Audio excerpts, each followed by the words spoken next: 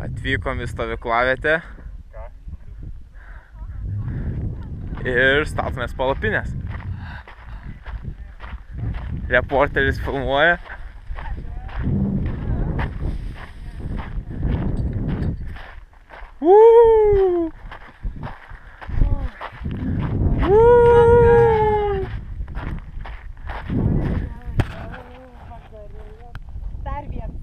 Saulė jau žemai, žemai. Kelionės istorija prasidėjo kovo mėnesį, kada viešai buvo paskelbtas bandomasis žygis tiems, kurie nori keliauti į Namibiją. Aš kaip dviračio entuziastas prisijungiau prie šio žygio, kuris buvo organizuojamas Vilniaus apylinkėse. Praėjus kelioms dienoms po šio žygio buvo atrinkta 6 žmonių komanda į Afriką. Su šia komanda mes keliavome antrą dviračių žygį po Zarasų kraštą. Šio žygio tikslas tapo susipažinti vienas su kitais, gerai praleisti laiką ir žinoma pasidalinti pareigomis, kurias turėsime Afrikoje. O šios pareigos yra štai tokios. Trumpai apie mūsų komandą. Turime mediką, kuris pasirūpins nuplėštom galūnėm. Turim merginas, kurios pasirūpins maistu ir kad...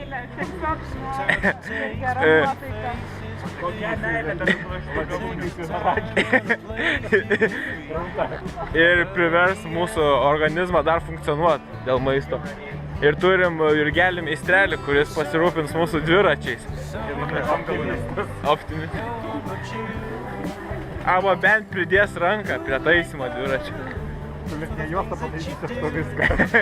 Ir zipais. Ir aš atsakingas atrodo už finansus. O mūsų vadas ilsisi kambariukė. Mūsų šviesa tunelio gale. Vedlys.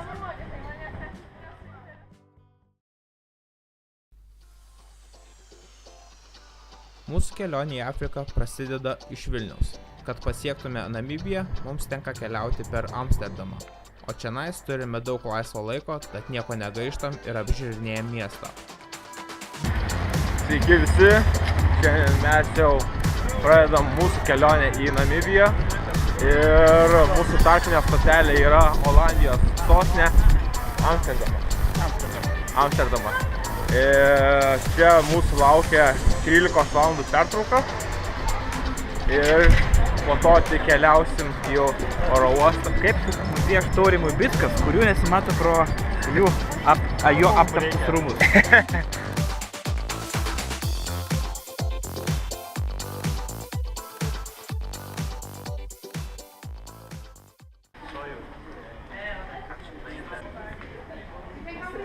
Nu ką, visi lipom į lėktuvą ir prasideda 12 valandų skrydis į Namibiją.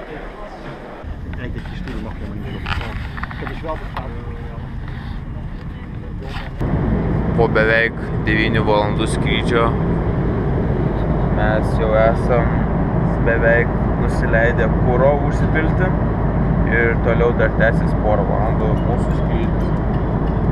Tai tik papusryčiavom.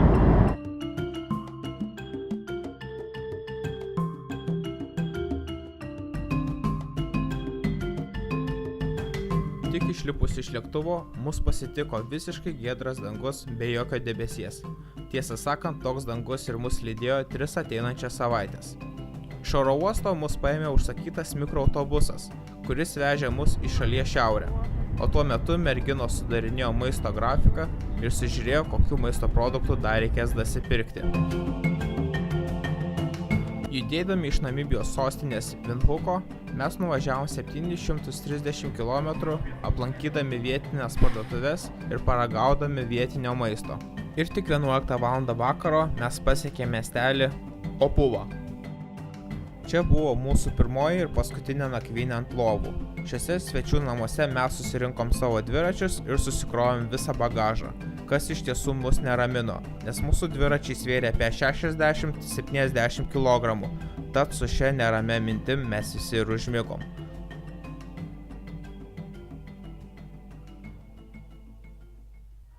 Tačiau šiandienos rytas buvo kur kas linksmesnis nei vakar vakaras.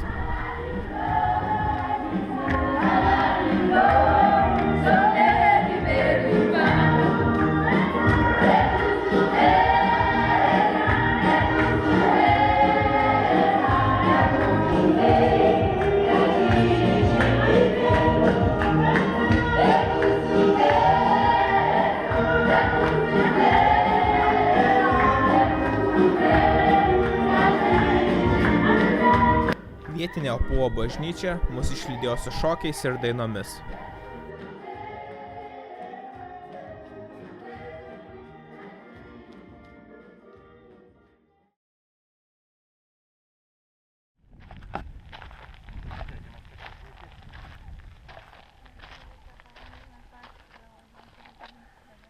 Randi? Kažką. Čia šitai jau iš viso. Atėjus pietų metui, mes nusprendėme savo dviračius pasistumti į medžių šešėlį. Tačiau tai buvo mūsų kritinė klaida, kadangi šie medžiai yra labai spygliuoti, ant žemės esantys spygliai tiesiog pradūrė mūsų komandos 8 padangas. Kad jas sutvarkyti, mums užtruko 2 valandas. Dėl to nespėjome ir nuvažiuoti mūsų suplanuoto maršruto, o ir vakare mūsų nuotaikos nebuvo tokios linksmos.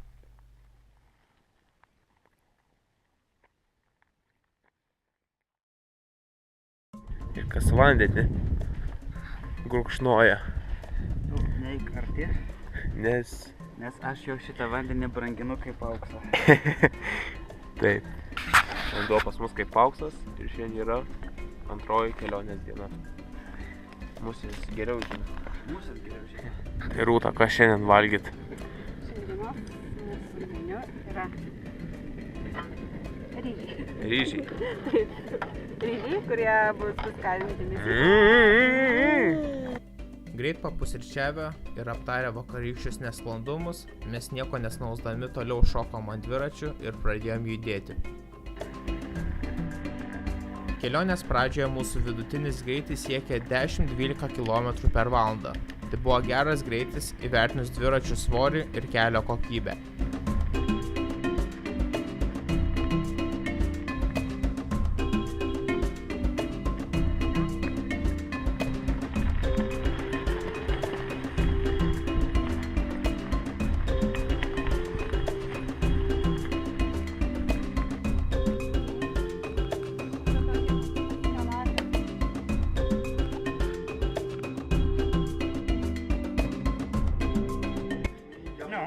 Tik atvyko į miestelį, kuriam nieko nėra.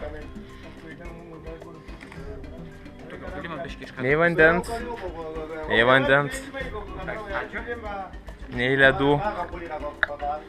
Jeigu galėtume apsistoti prie šito kraniuko arba jį pasiimti su savimi, tai būtų fantastiškas nuotraukas.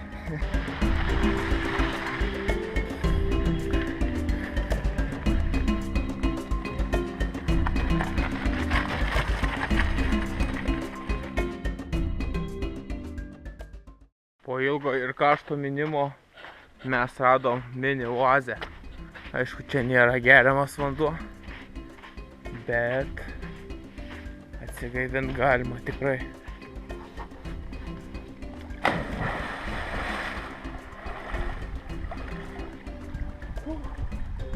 Oi, gerai. Visas prakaitas nusipluotas.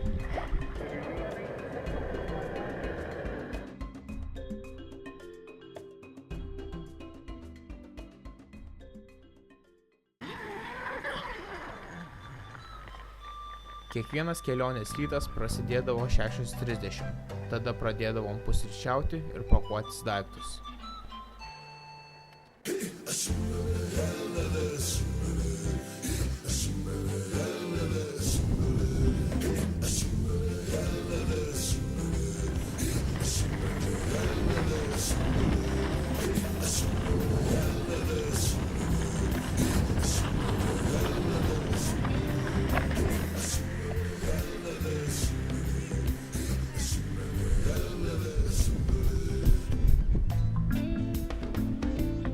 Bandom ieškoti vandens.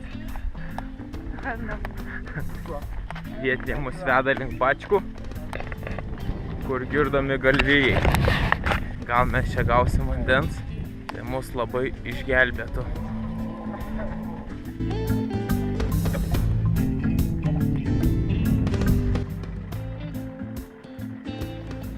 Šiaip netaip vietiniai užkūrė generatorių, kuris pompuoja vandenį. Šitokiu būdu galėjom vėl pasipildyti savo vandens atsargas, kurios sudaro 120 litrų per visą komandą. Taigi vėl galėjome keliauti, nebijodami taupyti vandens.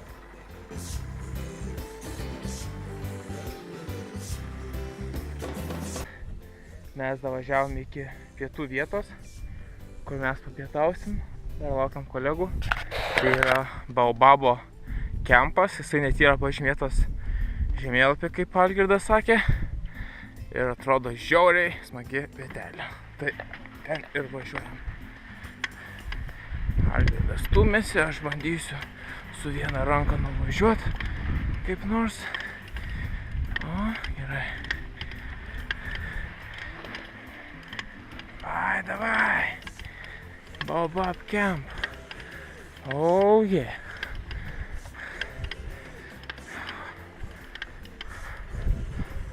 Nice.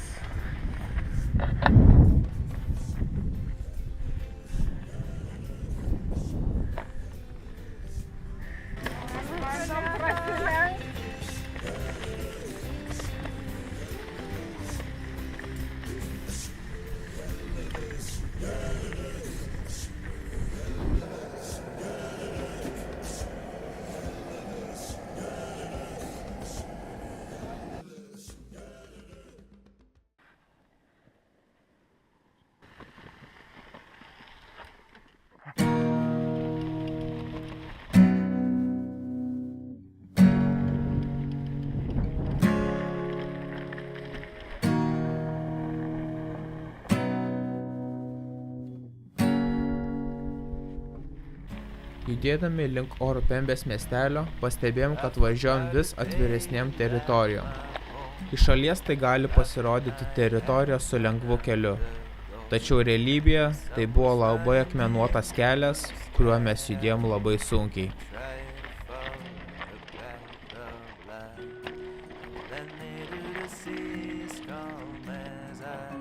Turistai mums rodydavo liuksus ir tiesiog žiūrėdavo išsižioję.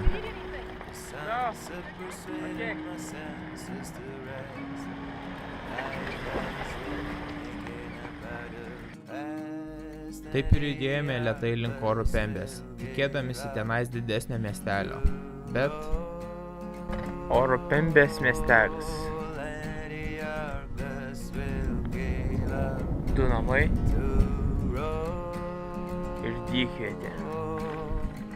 Tačiau svarbiausia, kad mums pavykdavo gauti, ko iš tiesų reikia. Tai yra vanduo. Oh, trys! Oh, yeah! Middle of nowhere, Fanta! Oh, yeah! Aš galvoju, mes gal pabandysim dar privažiuoti prie to vandens malūno, galbūt ten kažką pravažiuoti. Ir atrodo, tos tik kelios Fantos skardinės pakėlė nuotaiką visai komandai. Ta vakarą smagiai palydėjom saulę.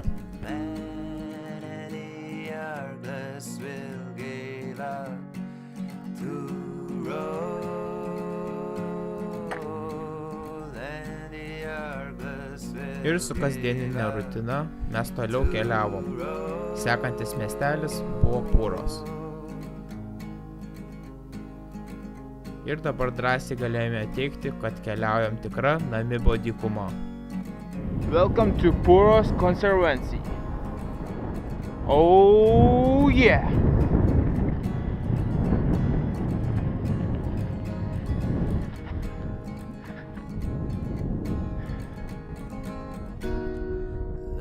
By the fire admiring the shimmering expanse of yellow dust. The trees frame these visions of perfect bond, the harmony between nature and man. Per pirmąją kelionę savaitę mes numynėme apie 260 km ir apsistojome Puros miestelio kempinge.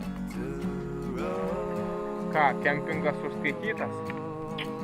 Sustojom 2 nakvynėm. Kaip mūsų kempinge ruošia karštą vandenį. If it's the elephant smelt you, then for him it's very, very problem. But when he see you, then it's a bit okay. Yeah, but for smelting only it's problem for the elephant. Yeah, I'm lying. Sorry. No, there's no.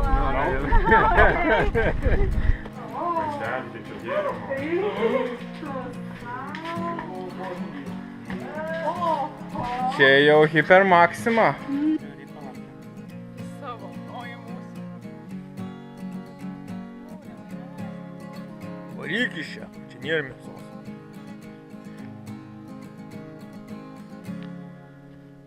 Jau eina link tavo palapinės. Jis čia nesitrauks tikrai šią naktį. Taip ir prakeliavome pirmąją savaitę Namibijos smėlynais, dideliame karštyje ir su vietinių gyventojų palaikymu. O kitoje Afrika ant dviračių serijoje matysite Kuros miestelio vaikų kasdienybė mokyklose, Himba genties gyvenimas iš arčiau, rytiniai pusryčiai su drambliais, nesibaigiantys stručių laukai, žvėriškas karštis ir liūtų reindžerio patarimai bei palaiminimas.